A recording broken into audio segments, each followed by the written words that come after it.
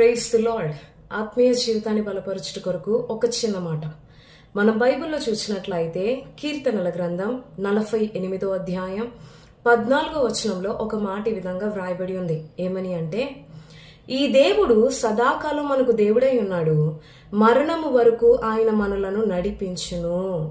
In Jesus name ఆమేన్. ఈ దేవుడు అంటే ప్రభువైన యేసుక్రీస్తు సదాకాలము మనకు దేవుడై ఉన్నాడు గనుక మరణము వరకు ఆయన మనల్ని నడిపిస్తాడు. నిజమే ప్రియ దేవుని బిడ్డ, ప్రభువైన యేసుక్రీస్తు నీ దేవుడుగా నీవు అంగీకరించినట్లయితే ఆయన సదాకాలం నీతో ఉండే దేవుడుగా ఉన్నాడు. కొంతకాలం నీతో ఉండి కొంతకాలం నిన్ను విడిచిపెట్టే దేవుడుగా కాదు ప్రభువైన యేసుక్రీస్తు ఉండే దేవుడు. ఆయన కష్టంలో నీతో లేకుండా సుఖంలో మాత్రమే నీతో ఉండే దేవుడు కాడు. దుఃఖం వచ్చినప్పుడు నీ నుంచి దూరం అయిపోయి నీ జీవితంలో సంతోషం మేలులతో నువ్వు ఉన్నప్పుడే, సౌకర్యాలతో సమృద్ధితో ఉన్నప్పుడే నీతో ఉండే దేవుడు కాడు ప్రభువైన యేసుక్రీస్తు.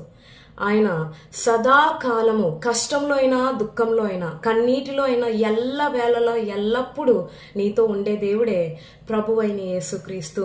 ఆయన గురించి బైబిల్లో మరొక చోట సాక్షాత్తు ప్రభువైన యేసుక్రీస్తు ఒక మాట ఈ విధంగా సెలవిస్తున్నారు.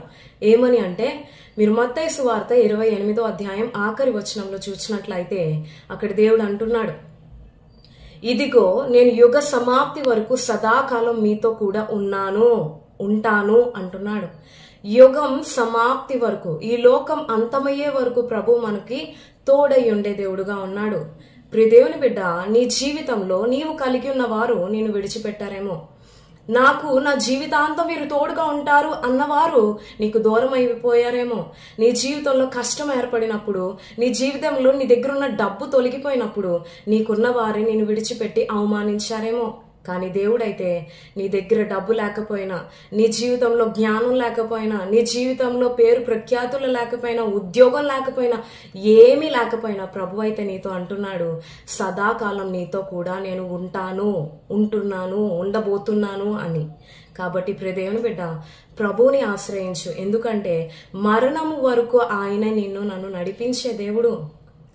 ఈ యొక్క మరణం, మనం మరణించిన తర్వాత పరలోకానికి నడిపించే దేవుడు ప్రభువైన యేసుక్రీస్తే. కాబట్టి దేవుణ్ణి ఆశ్రయించు, దేవుని కొరకు జీవించు, దేవుని సంతోషపట్టే బ్రతకడానికి ప్రయత్నించు. తద్వారా దేవుడిచ్చే తోడును పొందుకొని మరణం వరకు నమ్మకంగా ఆయన కొరకు బ్రతుకు. తద్వారా ఆయన ఇచ్చే పరలోక రాజ్యానికి చేరు. అటువంటి గొప్ప కృప ప్రభు నీకు దయచేయునుగాక.